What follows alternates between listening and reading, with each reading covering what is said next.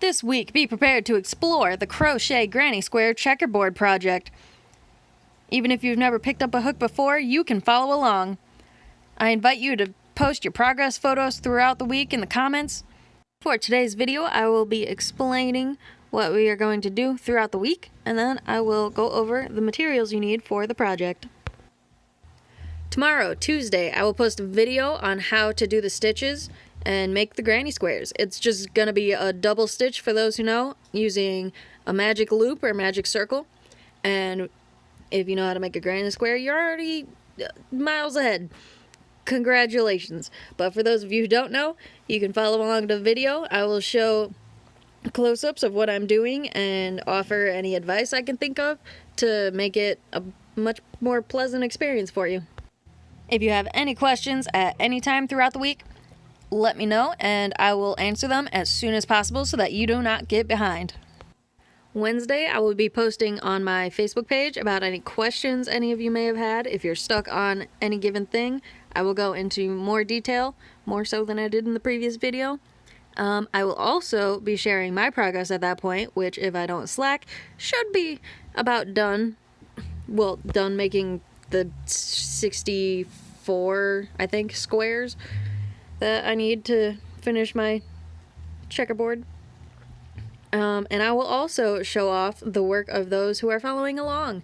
If any of you are following along, please post your progress photos in the comments so that I can give you a shout out in the next video.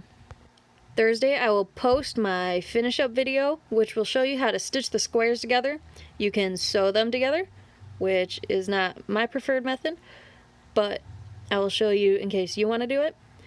Or the slip stitch method, which is what I will be doing. Friday, I will be posting on my Facebook page another Q&A about any questions you had from Thursday's video. I will go into more detail about whatever you're stuck on again. And again, I will share my progress so far, which hopefully should be done. Maybe not. Depends on how I'm feeling later in the week. But I will also show off your work if you continue to share your works in progress. Saturday, I will post some action photos, action shots, and I will introduce you to my plan for next week, which will be the additional pieces, because what is a checkerboard without checker pieces? So next week will be very fun, and then this whole project will come full circle. I will also do a recap on the entire process and materials, just because, and I will also show off more of your work. Hopefully you follow along, because I would love to see what you can create. Like I said, this is a very simple project. This is very basic, so you will be able to follow along even if you've never picked up a hook before. The materials you will need are a hook, some yarn, some scissors, possibly a yarn needle if you like sewing. I'm using green and tan colors because it'll fit the theme of the checkerboard that I want to make. And the yarns I'm using are Mainstay's basic medium size acrylic yarn, which recommends a size 5mm or H or size 8 hook.